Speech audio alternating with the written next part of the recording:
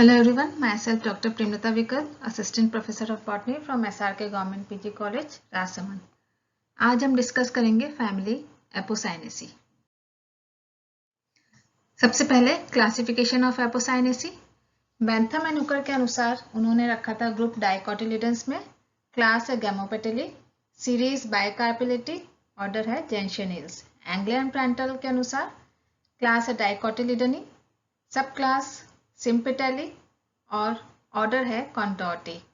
Hutchinson ने रखा था सब फाइलम डाइकोटिलिडन्स, सीरीज लिग्नोसी है और ऑर्डर है एपोसाइनिल्स।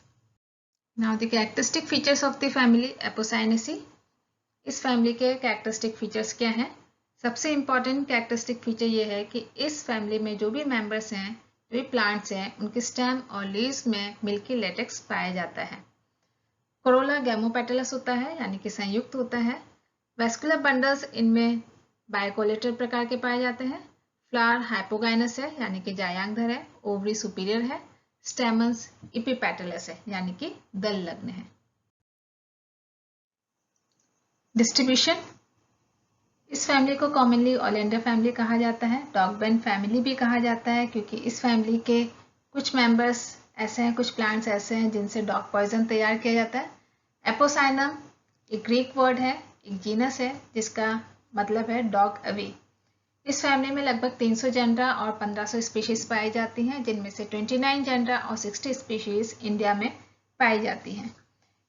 इसकी मोस्ट ऑफ द स्पीशीज जो हैं वो उष्णकटिबंधीय क्षेत्रों में डिस्ट्रीब्यूटेड हैं, यानी कि warmer parts of the world में ये डिस्ट्रीब्यूटेड हैं। इंडिया में बहुत सी स्पीशीज जो हैं, इस फैमिली के कई सारे स्पीशीज जो हैं ईस्टर्न हिमालयाज और सदर्न पेनिनसुलर रीजन में कन्फाइंड है। Vegetative characters. सबसे पहले हैबिट। इस फैमिली में मोस्टली हर्ब्स और श्रब्स पाए जाते हैं। हर्ब्स के जैसे एग्जांपल है कैथरैंथस रोजियस, लॉकनेरा। श्रब्स है जैसे कि नीरियम, थिवेशिया, कैरिसा। इस फैमिली में कुछ ट्वाइनर्स भी हैं जैसे कि वेलेरिस, और कुछ ट्री भी हैं जैसे कि एस्टोनिया, होलारिना। और इन सभी पादपों के स्टेम और लीव्स में मोस्टली लेटेक्स पाया जाता है। रूट यहाँ पे टैप रूट प्रकार की है, मूसला मूल है। स्टेम जनरली हर्बेशियस है जैसे कि कैथरैंथस में। इरेक्ट होती सीधी है। वुडी है, सॉलिड है। ब्रांच्ड है, मतलब कि शाखित है। ग्रीन है और सक्यूलेंट विथ लेटेक्स भी है, मीन्स लेटेक्स प्रेजेंट है। कभी कभी कुछ प्लांट्स में जैसे कि कैरिसा के स्टेम पर स्पाइंस यानी कि शूल भी पाए जाते हैं। पत्तियां यहाँ पे सरल होती हैं, ऑपोजिट डिकसेट फॉर्म में अरेंज रहती हैं, यानी कि सम्मुख क्रोसित होती हैं। सम्मुख क्रोसित को जैसे कि हम कैथरैंथस रोजियस प्लांट की हम पत्तियां देखें तो एक पेयर ऑफ लीफ जो ऑपोजिट पेयर ऑफ लीफ है, फिर second opposite pair of leaf जो होगा उसके ऊपर या नीचे की तरफ, वो जस्ट उस एक के राइट एंगल पर अरेंज्ड होगा। तो इस प्रकार का अरेंजमेंट कहलाता है ऑपोजिट डिकसेट, जैसा कि कैथरैंथस रोजियस में पाया जाता है। थिवेशिया में लीव्स का अरेंजमेंट अल्टरनेट प्रकार का होता है। नीरियम रावोल्फिया में वर्ल्ड अरेंजमेंट है, यानी कि पत्तियां चक्र में अरेंज्ड है। प्लूमेरिया में स्कैटर्ड है। पत्तियों में पिट्यूल प्रेजेंट है, यानी कि पर्णवृंत प्रेजेंट है। कभी कभी ससाइल भी हो सकती है, जैसे कि थिवेशिया में। एक्सस्टिपुलेट यानी कि अननुपर्णी है, यानी कि स्टिपुलस एब्सेंट है। मार्जिन एंटायर है। यूनिकोस्टेट रेटिकुलेट वेनेशन है, यानी कि जो वेनेशन है, शिरा विन्यास है, वो एक शिरीय जालिकावत प्रकार का होता है पत्तियों में। Floral characters. सबसे पहले इन्फ्लोरेसेंस यानी कि पुष्पक्रम। पुष्पक्रम यहाँ पे एक्सिलरी या टर्मिनल साइम हो सकता है, यानी कि कक्षीय या अंतस्थ ससीमाक्ष प्रकार का हो सकता है। टर्मिनल साइम यानी कि शीर्षस्थ ससीमाक्ष प्रकार का इन्फ्लोरेसेंस पाया जाता है प्लूमेरिया में। कैथरैंथस रोजियस में कक्षीय द्विशाखी ससीमाक्ष यानी कि एक्सिल डाइकेशियल साइम प्रकार का पाया जाता है। एल्थिया रोजिया में कंपाउंड रेसिम प्रकार का इन्फ्लोरेसेंस है। एस्टोनिया स्कोलेरिस में अम्बिलेट कंपाउंड साइम है। और कैरिसा में है कॉरिम्बोस साइम, यानी कि समशिक्ष ससीमाक्ष प्रकार का इन्फ्लोरेसेंस। फ्लावर पुष्प यहाँ पे पेडिसलेट है, यानी कि पुष्पवृंत प्रेजेंट है। ब्रैक्टिएट है, ब्रैक्ट्यूलेट है। सपत्र और सपत्रिका दोनों ही प्रेजेंट है। हर्माफ्रोडाइट है, यानी कि एंड्रोशियम और गायनोशियम दोनों प्रेजेंट है। कंप्लीट है, फ्लावर को कंप्लीट तब कहा जाता है जब फ्लावर में चारों वर्ल्स प्रेजेंट होते हैं, यानी कि androecium, gynoecium, calyx and Corolla. Actinomorphic, जब फ्लावर किसी भी एंगल पे कट किया जाए तो दो इक्वल पार्ट्स में डिवाइड हो सके, तो उस प्रकार के फ्लावर को कहा जाता है एक्टिनोमॉर्फिक या त्रिज्या समित। फ्लावर टेट्रा या पेंटामेरस हो सकते हैं, मीन्स इनके जो कैलिक्स, कोरोला जो है या स्टेमन जो है, इनकी संख्या 4-4 या 5-5 के फॉर्म में हो सकती है। फ्लावर्स के जो कोरोला जो है जनरली उनमें हेयर स्ट्रक्चर्स प्रेजेंट होते हैं, जिसे कहा जाता है कोरोना। फ्लावर हाइपोगाइनस है, यानी कि जायांगधर है। फ्लावर को हाइपोगाइनस तब कहा जाएगा जब उसमें ओवरी सुपीरियर होती है। कैलिक्स यानी कि बाह्य दलपुंज, इनमें सेपल्स 4 या 5 हो सकते हैं। ये गैमोसेपलस या पॉलीसेपलस कंडीशन में हो सकते हैं। गैमो मतलब कि फ्यूज कंडीशन में, पॉलीसेपलस मतलब कि फ्री हो सकते हैं। पालित होते हैं, डीपली लोब्ड होते हैं, और इनमें जो एस्टिवेशन होता है वो वाल्वेट या क्विंक्विंशियल प्रकार का हो सकता है। कोरोला यानी कि दलपुंज, इनमें पेटल्स 4 या 5 हो सकते हैं। गैमोपेटलस है, यानी कि संयुक्त हैं, यहाँ पे पेटल्स फ्यूज्ड हैं, और पेटल्स बेस में फ्यूज होकर के कोरोला ट्यूब बनाते हैं। कोरोला ट्यूब के ही माउथ पर कोरोना कुछ हेयर स्ट्रक्चर्स या स्केली स्ट्रक्चर्स के फॉर्म, हेयर स्केल्स के फॉर्म में कुछ आउटग्रोथ प्रेजेंट होती है, जिसे कोरोना कहा जाता है। इसमें जो एस्टिवेशन होता है, यानी कि जो दल विन्यास है वो व्यावर्तित है, यानी कि ट्विस्टेड है, और कभी कभी इसमें इम्ब्रिकेट या बहुत ही रेयरली वॉल्वेट एस्टिवेशन भी हो सकता है। एंड्रोशियम यानी कि पुमंग, स्टेमन्स 4 या 5 हो सकते हैं। स्टेमन्स की संख्या उतनी ही होगी जितनी की पेटल्स हैं। इपीपेटलस है, यानी कि दल लग्न है, पेटल से फ्यूज्ड है। अल्टरनी पेटलस है, यानी कि पेटल्स के अल्टरनेट पोजीशन पे अरेंज्ड होंगे, इनकी फिलामेंट्स शॉर्ट है। डाइथिकस है, यानी कि द्विकोष्ठी है। इनके जो एंथोलोप्स है वो सैजिटेट है, यानी कि बाण के आकार के हैं। डायसेंस इसमें लॉन्जिट्यूडनल है। इंट्रोर्स है, यानी कि अंतर्मुखी है, अंदर की तरफ फेस किए हुए रहते हैं। गाइनोशियम यानी कि जायांग, यहाँ पे कार्पस 2 हैं तो बाइकार्पेलरी कंडीशन है। एपोकार्पस है क्योंकि कार्पस फ्री है, और कार्पस फ्री होते हैं लेकिन ये कार्पस जो है स्टाइल के द्वारा यूनाइट हो जाते हैं। ओवरीज नीचे तो फ्री है लेकिन ऊपर जो है स्टाइल के द्वारा, एक सिंगल स्टाइल के द्वारा यूनाइट हो जाते हैं। ओवरी यहाँ पे सुपीरियर है और यहाँ पे कार्पस फ्री है, तो प्लेसेंटेशन यहाँ पे होगा मार्जिनल प्लेसेंटेशन। लॉक्यूल यूनिलॉक्यूलर होंगे, हर ओवरी जो है यूनिलॉक्यूलर होगी, और उसमें प्लेसेंटेशन जो होगा वो मार्जिनल प्लेसेंटेशन यानी कि सीमांत बीजान्यास होगा। अगर ओवरीज फ्यूज्ड है या अगर कार्पस फ्यूज्ड है तो वहाँ पे प्लेसेंटेशन हो जाएगा एक्साइल प्रकार का, यानी कि स्तंभीय बीजान्यास हो जाएगा। फ्रूट यहाँ पे ड्रूप भी हो सकता है, जैसे कि थेवेशिया में। फॉलिकल हो सकता है जैसे कि कैथरेंथस रोजेस में, यहाँ पे इटेरिया फॉलिकल्स हैं, 2 फलियां एक साथ होती हैं। मीडियम में भी है, एम्सोनिया में भी है। बेरी हो सकता है जैसे कि कैरिसा में। सीड्स हेयरी एंड विंग्ड हो सकते हैं, नॉन एंडोस्पर्मिक है, और कभी कभी एंडोस्पर्म भी प्रेजेंट हो सकता है जो कि हार्ड और फ्लैशी हो सकता है, और एम्ब्रियन यहाँ पे स्ट्रेट होता है।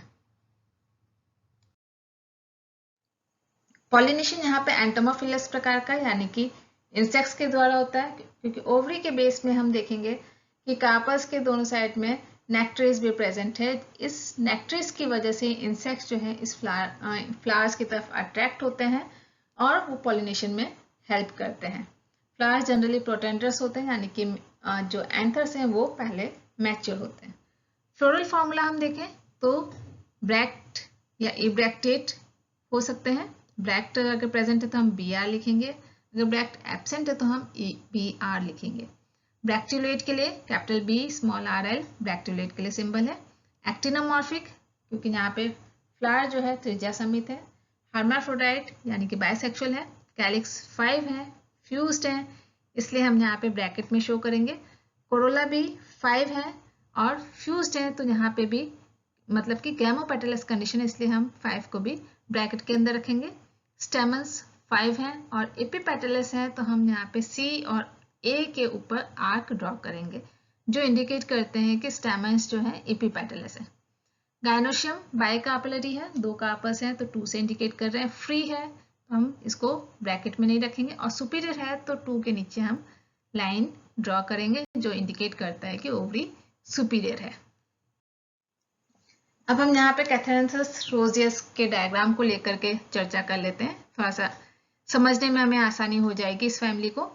यहाँ पे सबसे पहले हम देख रहे हैं हैबिट दिखा है, फ्लावरिंग ट्यूब दिखाई हुई है, जहाँ पे हम कैथेरेंथस रोजियस के प्लांट को देख रहे हैं, जिसमें पत्तियां हमें क्लियरली दिख रही हैं कि ऑपोजिट डिकोसेट अरेंज्ड है। एक पेयर के बाद जो नेक्स्ट पेयर है वो जस्ट उसके राइट एंगल पर अरेंज्ड है। फ्लावर्स हम यहाँ देख रहे हैं, इन्फ्लोरेसेंस हम देख रहे हैं कि यहाँ पे डाइकेजियोसाइम का दिख रहा है।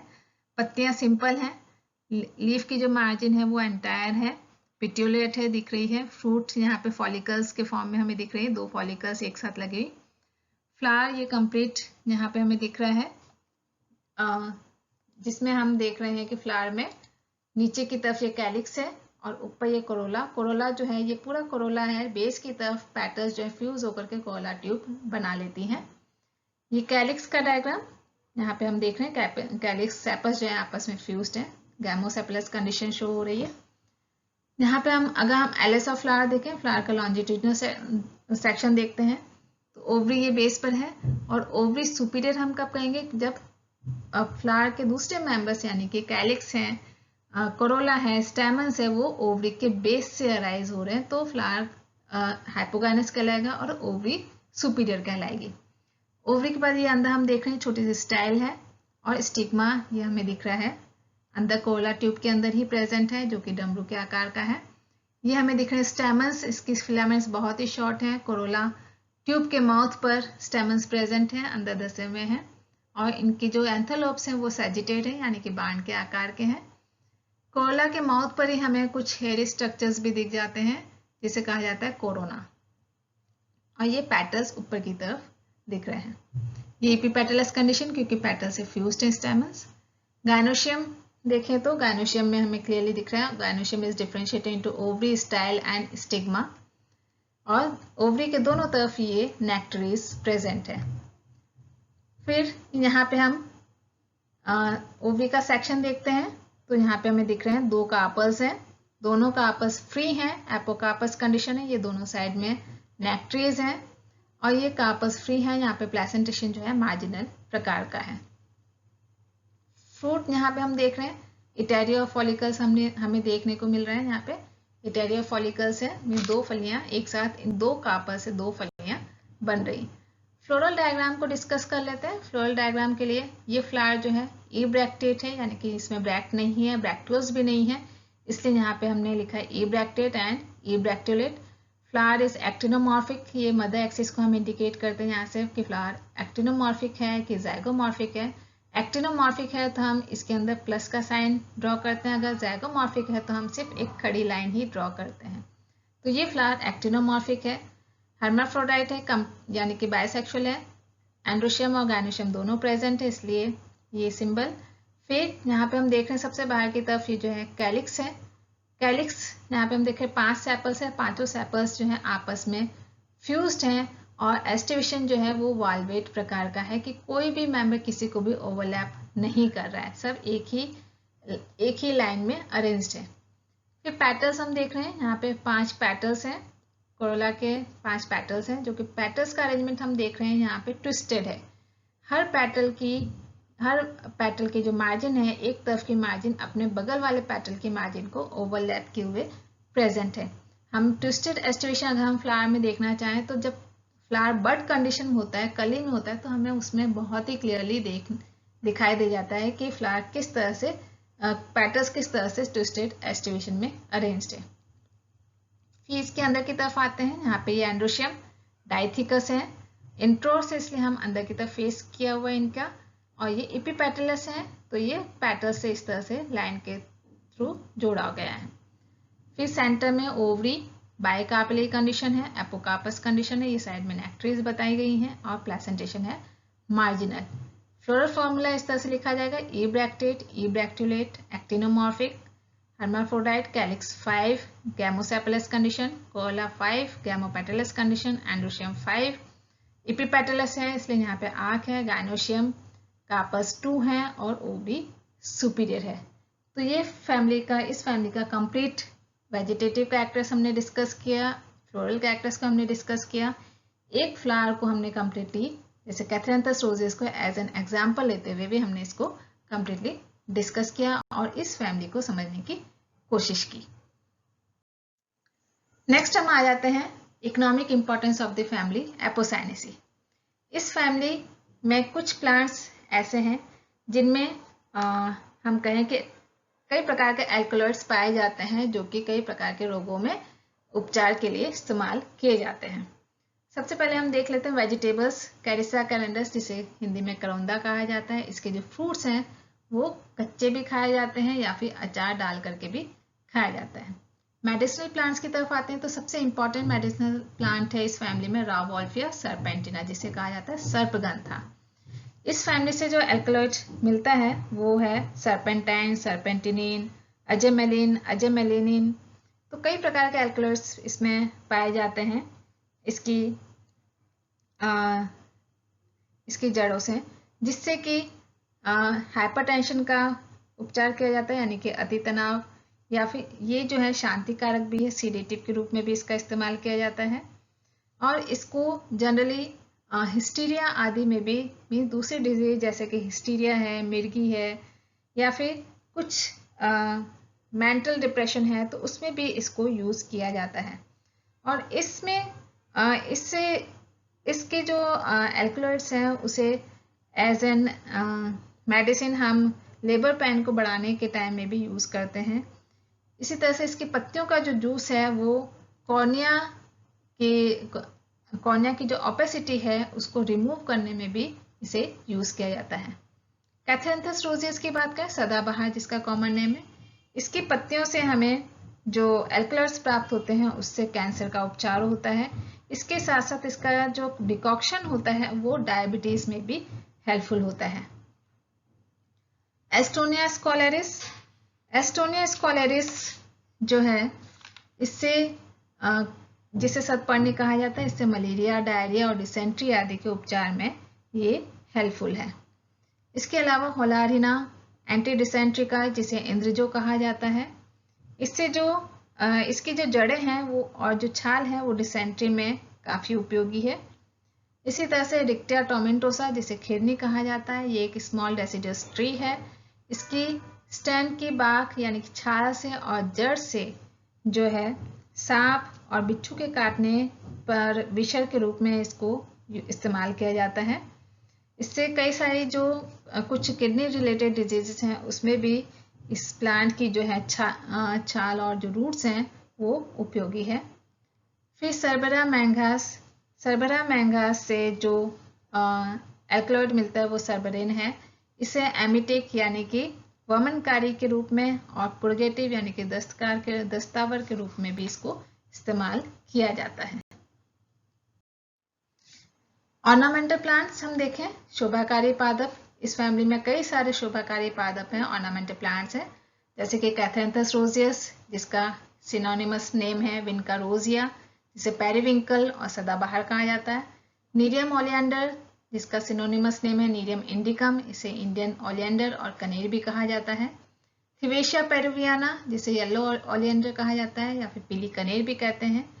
प्लूमेरिया जिसे हम कहते हैं चंपा, प्लूमेरिया अल्बा जो है जिसमें वाइट चंपा जिसमें सफ़ेद कलर के फूल आते हैं, और प्लूमेरिया रूब्रा ये जो है रेड चंपा है जिसमें रेड कलर के फ्लावर्स आते हैं। प्लूमेरिया एक्यूमिनाटा को टेम्पल ट्री के नाम से जाना जाता है। टैबनी मोंटाना डाइवेरिकाटा जिसे कि क्रेप जैस्मिन, चांदनी कहा जाता है।